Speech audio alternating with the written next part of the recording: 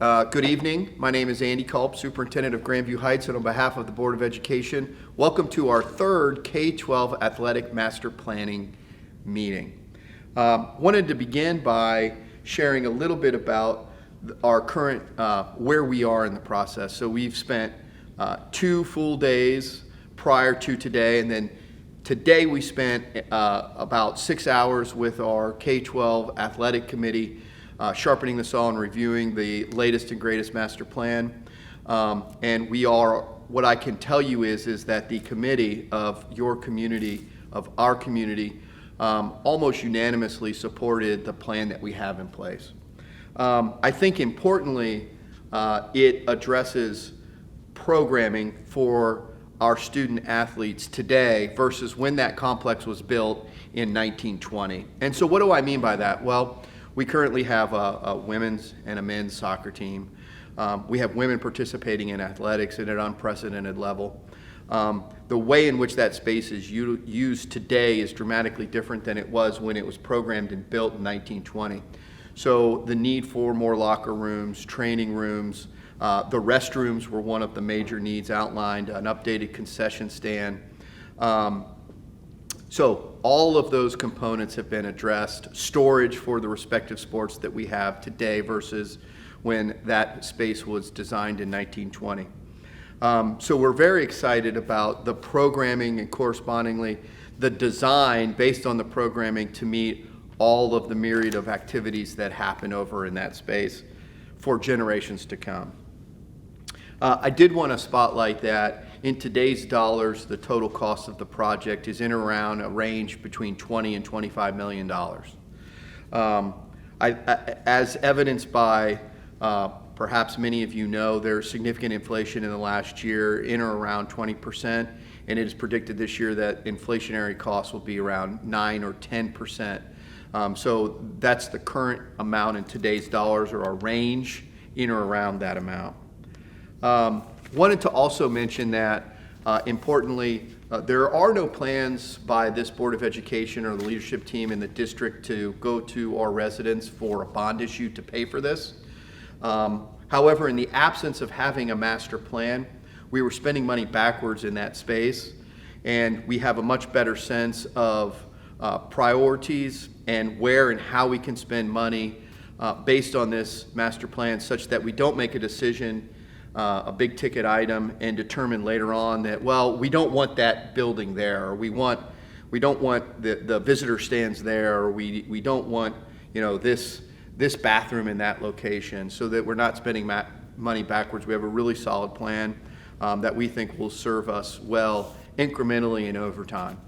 The last thing I wanted to mention is Stevenson Elementary. I think it's important to say that in a general way, there is no desire to go to the voters with respect to a bond levy for this athletic plan, certainly before we finish a master plan for Stevenson Elementary. One of the things that we said throughout our planning process for the 412 campus was that we wanted to get all of our school buildings done before we went all in on an athletic complex. So the plan here for this K-12 athletic plan is to first have a plan so that we can prioritize our expenditures over the next decade and beyond. So with that, I'm going to turn it over to Steve Turks with Perkins and Will. Thanks, Andy. So as Andy mentioned, we just today completed our third workshop.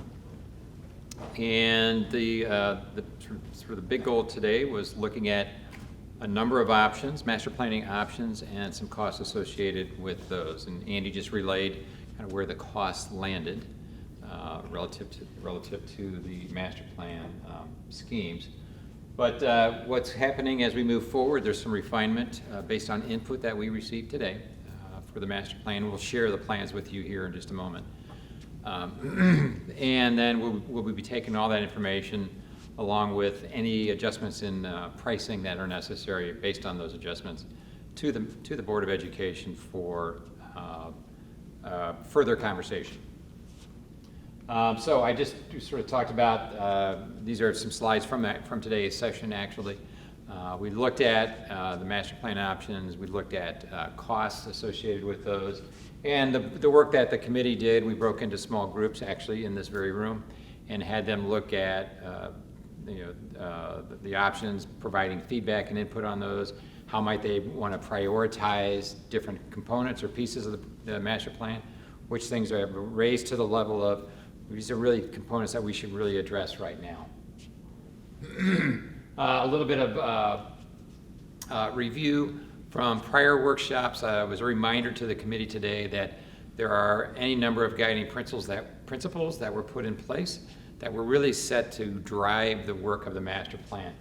So we encourage the committee to keep these in mind as they were looking at the master plan. So, and some of the feedback that came back out of that in terms of priority items, probably not surprising that number one on that list, and it was reiterated today, was making sure that we address ADA and Title IX issues, and a myriad of other components. But that actually was a pretty common theme today with the workshop groups.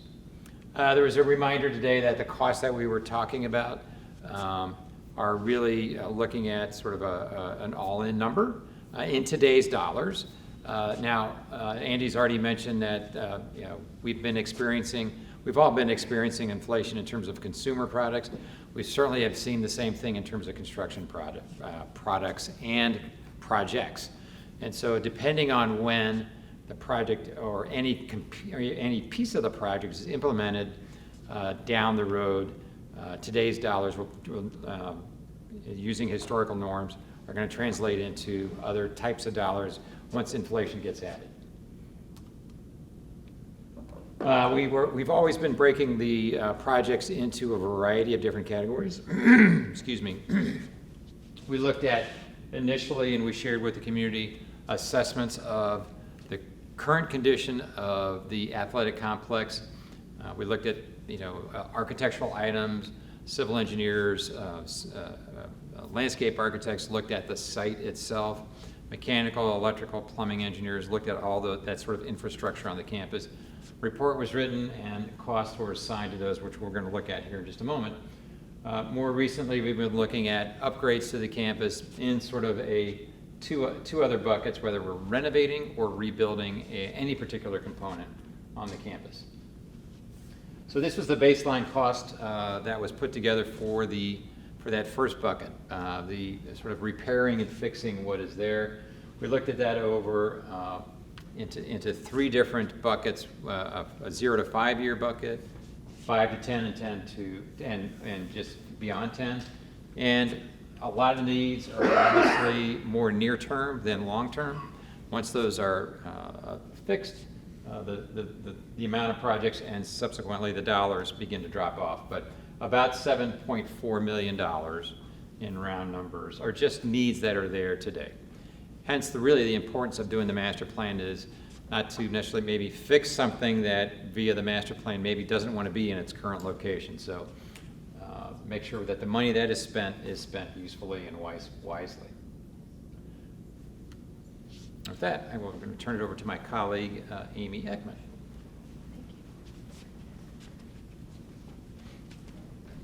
So we went through this process today with reviewing master plan options with the group and just marked up right on the plans. And these are some of those options from the prior workshop, as Steve mentioned. These were the different teams and the outputs from those teams.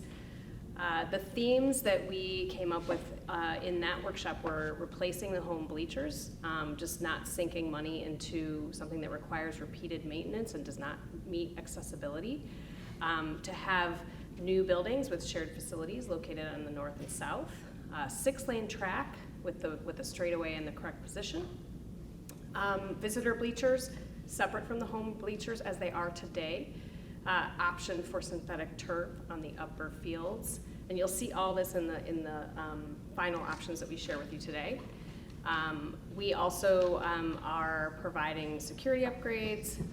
Obviously, we don't want to reduce parking, so you'll see actually increased parking in all these options, and a few other themes that you'll see implemented in these workshop 3 outcomes today.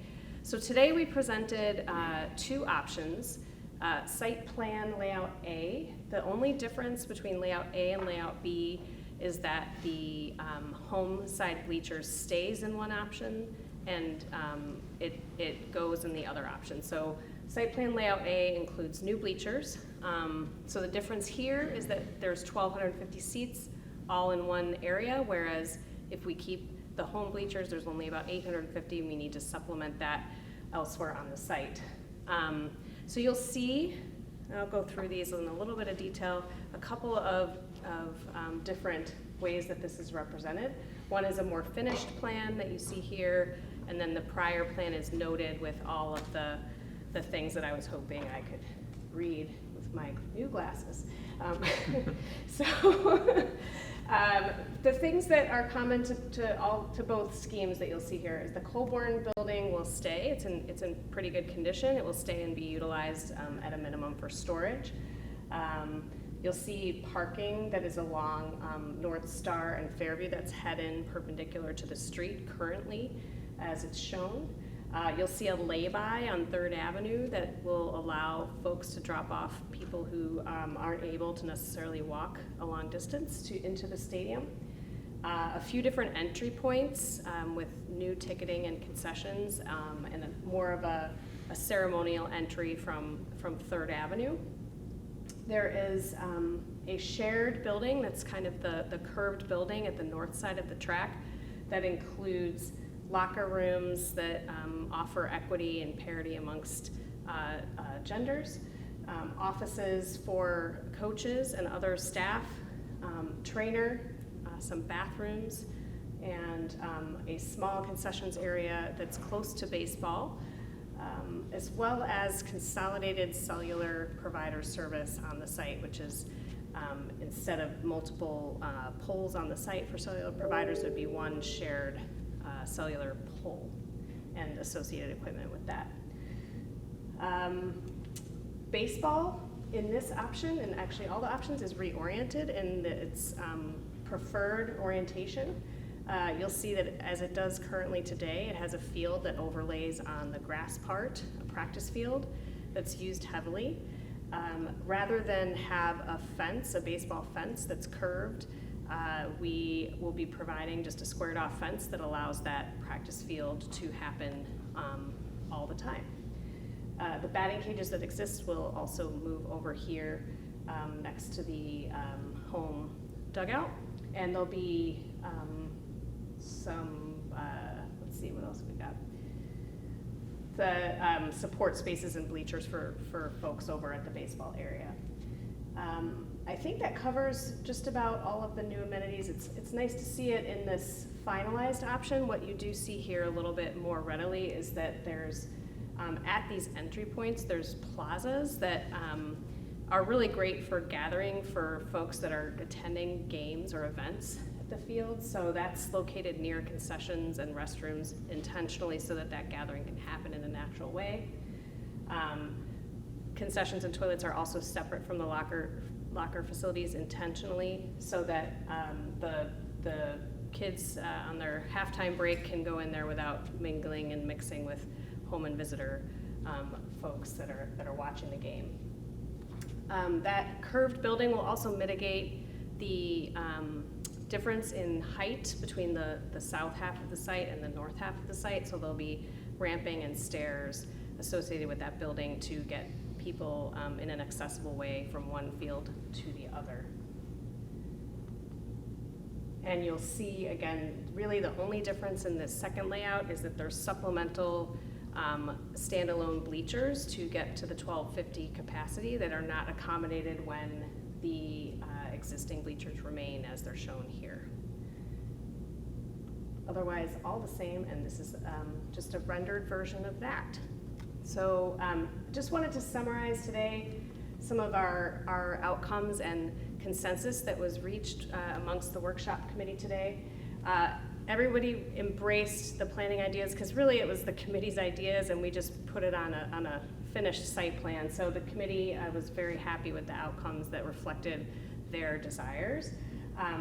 We wanted to consider ways that we can honor the building program, but also not necessarily spend it all at once or make sure that we're very conscious of cost, of course.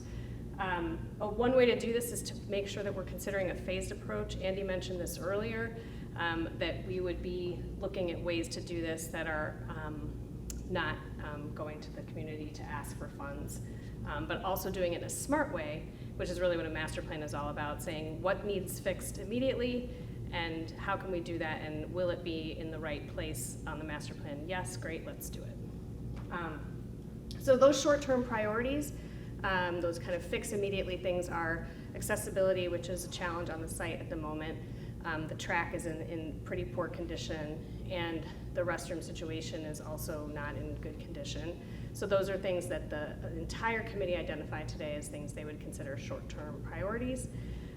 The cell tower consolidation is something that generally that is not coming out of the district's pocket, and that's something that could be beneficial sooner rather than later, so that's something that's being considered at the moment.